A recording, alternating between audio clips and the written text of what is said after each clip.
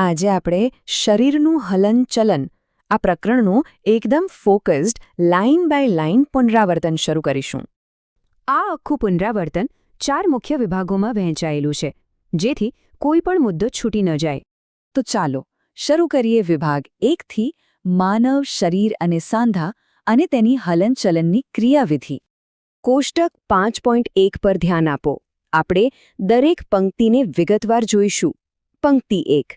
પ્રાણી છે ગાય. હલનચલન માટે વપરાતો ભાગ છે પગ અને પ્રાણી ચાલે છે. પંક્તિ 2. પ્રાણી છે મનુષ્ય. વપરાતો ભાગ પગ અને તે પણ ચાલે છે. પંક્તિ 3. પ્રાણી સાપ. વપરાતો ભાગ સંપૂર્ણ શરીર અને તે સરકે છે. પંક્તિ 4. પ્રાણી પક્ષી. વપરાતો ભાગ પાંખો અને તે ઉડે છે. પંક્તિ 5.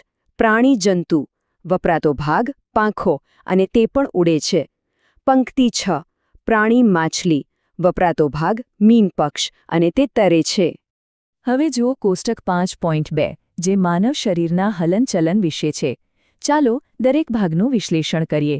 ગરદન અંશતઃ ભરે છે અને ઉપર ઉઠે છે. કાંડું સંપૂર્ણપણે ફરે છે અને ઉપર ઉઠે છે. આંગળી અંશતઃ ફરે છે, વળે છે અને ઉપર ઉઠે છે. ઘૂંટણ વળે છે અને ઉપર ઉઠે છે. ઘૂંટી અંશતઃ ફરે છે, વળે છે અને ઉપર ઉઠે છે. પગનો અંગૂઠો અંશતઃ ફરે છે, વળે છે અને ઉપર ઉઠે છે. પીઠ અંશતઃ ફરે છે અને વળે છે. માથું અંશતઃ ફરે છે અને ઉપર ઉઠે છે. કોણી સંપૂર્ણપણે ફરે છે અને વળે છે. હાથ સંપૂર્ણપણે ફરે છે અને ઉપર ઉઠે છે. આપણા શરીરના જે ભાગોને આપણે વાળી શકીએ છીએ તે એવા સ્થાનો છે જ્યાં આપણા કંકાલના 2 ભાગો એકબીજા સાથે જોડાયેલા હોય છે.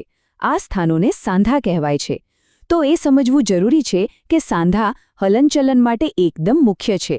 આ એવી રચનાઓ છે જે હાડકાને જોડે છે અને કંકાલને લવચીક બનાવે છે. સાંધાનો પહેલો પ્રકાર છે ખલદસ્તો સાંધો. એક હાડકાનો ગોળાકાર છેડો બીજા હાડકાના પોલાણ એટલે કે ખાલી જગ્યામાં બંધ બેસે છે. આ રચના જ બધી દિશાઓમાં હલનચલન માટે પરવાનગી આપે છે. અને આ આકૃતિ ખભા અને નિતંબમાં જોવા મળતા સાંધાને ખૂબ સારી રીતે સમજાવે છે. હવે વાત કરીએ ઉખડી સાંધાની. આમાં એક નળાકાર હાડકું વલય જેવી રચનામાં ફરે છે. તે ત્યાં જોવા મળે છે જ્યાં આપણી ગરદન માથા સાથે જોડાય છે, જેનાથી માથું આગળ, પાછળ અને આજુબાજુ ફરી શકે છે. આગળ છે મેજાગ્રા સાંધો. આ સાંધો માત્ર આગળ પાછળની હલનચલનને મંજૂરી આપે છે, બરાબર દરવાજા પરના મેજાગ્રાની જેમ. કોણી અને ઘૂંટણ તેના મુખ્ય ઉદાહરણો છે. છેલ્લો પ્રકાર છે અચળ સાંધો. આ એવા સાંધા છે જ્યાં હાડકાં એકસાથે જોડાયેલા હોય છે અને હલનચલન કરી શકતા નથી. અને તેમનું મુખ્ય કામ રક્ષણ આપવાનું છે. નીચલા જડબા સિવાય ખોપરીના બધા હાડકાં અચળ હોય છે. તો આપણે સાંધા વિશે શીખ્યા. હવે એના પરથી જ આગળ વધીએ. વિભાગ 2માં આપણે સંપૂર્ણ કંકાલતંત્ર પર ધ્યાન કેન્દ્રિત કરીશું. આપણા શરીરમાંના બધા જ હાડકાં એક સુંદર આકાર પ્રદાન કરવા માટે એક માળખું તૈયાર કરે છે. આ માળખાને કંકાલ કહેવામાં આવે છે. અને એ પણ યાદ રાખજો કે એક પુખ્ત માનવના કંકાલમાં 206 હાડકાં હોય છે, જે શરીરની રચના, મહત્વપૂર્ણ અંગોનું રક્ષણ અને સ્નાયુઓ માટે આધાર પૂરો પાડે છે. પાંસળીઓ વિશિષ્ટ રૂપે વળેલી હોય છે અને છાતીના અસ્થિ અને કરોડરજ્જુ સાથે જોડાઈને એક પિંજરા જેવી રચના બનાવે છે. આ પાંસળી પિંજરનું મુખ્ય કાર્ય આપણા હૃદય અને ફેફસા જેવા નાજુક આંતરિક અવયવોનું રક્ષણ કરવાનું છે. તે કશેરુકા કહેવાતા 33 નાના હાડકાઓથી બનેલું છે. પાંસળી પિંજર આ હાડકાઓ સાથે જોડાયેલું હોય છે. કરોડરજ્જુ શરીરને આધાર આપે છે અને અત્યંત સંવેદનશીલ કરોડરજ્જુનું રક્ષણ પણ કરે છે. તે ઘણા હાડકાં એકસાથે જોડાવાથી બને છે, જે મગજને ઘેરીને તેનું રક્ષણ કરે છે. ખોપરીનું આ રક્ષણાત્મક કાર્ય શરીર માટે અત્યંત મહત્વપૂર્ણ છે. સારું, આપણે કંકાલના માળખાને તો સમજી લીધું, પણ એને ગતિ કોણ આપે છે? તો હવે આપણે એ પેશીઓની તપાસ કરીશું જે આ માળખાને શક્તિ આપે છે. અને પ્રાણીઓના હલનચલનમાં તેનો ઉપયોગ કેવી રીતે થાય છે તે જોઈશું. કંકાલના કેટલાક વધારાના ભાગો પણ છે જે હાડકાં જેટલા સખત હોતા નથી અને જેને વાળી શકાય છે.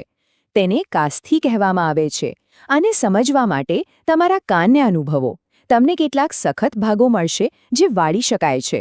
બસ આ જ છે કાસ્થિ. અહીં એક અત્યંત મહત્વપૂર્ણ મુદ્દો એ છે કે સ્નાયુઓ ફક્ત ખેંચી શકે છે, તેઓ ધક્કો મારી શકતા નથી. ચાલો જોઈએ આ પ્રક્રિયા કેવી રીતે કામ કરે છે. પગલું 1, સ્નાયુઓ જોડીમાં કામ કરે છે. પગલું 2, હાડકાને ખસેડવા માટે એક સ્નાયુએ સંકોચાવવું પડે છે, એટલે કે ટૂંકું, કઠોર અને જાડું બનવું પડે છે. પગલું 3, તે સંકોચાય છે ત્યારે તે હાડકાને ખેંચે છે. અને પગલું 4, જોડીમાંનો બીજો સ્નાયુ હલનચલનને મંજૂરી આપવા માટે શિથિલ થાય છે. ચાલો હવે પ્રાણીઓની ગતિની સમીક્ષા કરીએ. પહેલા અપૃષ્ઠવંશીઓ. પંક્તિ 1, પ્રાણી છે અળસિયું. પદ્ધતિ છે વારંવાર સ્નાયુબદ્ધ વિસ્તરણ અને સંકોચન. અને મુખ્ય લક્ષણ છે નીચેની બાજુએ આવેલા નાના વજ્રકેશો જે જમીનને પકડી રાખે છે. પંક્તિ 2, પ્રાણી ગોકળગાય. પદ્ધતિ એક મોટા સ્નાયુબદ્ધ પગની લહેરિયા જેવી ગતિ. મુખ્ય લક્ષણ કવચ એ બાહ્ય કંકાલ છે પણ હલનચલનમાં મદદ કરતું નથી. પંક્તિ 3, પ્રાણી વંદો. પદ્ધતિ 3 જોડી પગનો ઉપયોગ કરીને ચાલવું અને ઉડવું. મુખ્ય લક્ષણ એક સખત બાહ્ય કંકાલ શરીરને ઢાંકે છે. હવે પૃષ્ઠવંશીઓ પર આવીએ. પંક્તિ 1, પ્રાણી પક્ષીઓ. પદ્ધતિ પાંખોથી ઉડવું અને પગથી ચાલવું. મુખ્ય લક્ષણ હાડકાં પોલા અને હલકા હોય છે અને છાતીના હાડકાં ઉડ્ડયન સ્નાયુઓને પકડવા માટે રૂપાંતરિત થાય છે. પંક્તિ 2, પ્રાણી માછલી. પદ્ધતિ પૂંછડીની મીન પક્ષ સાથે આગળ ધક્કો મારવા માટે વલયો બનાવે છે.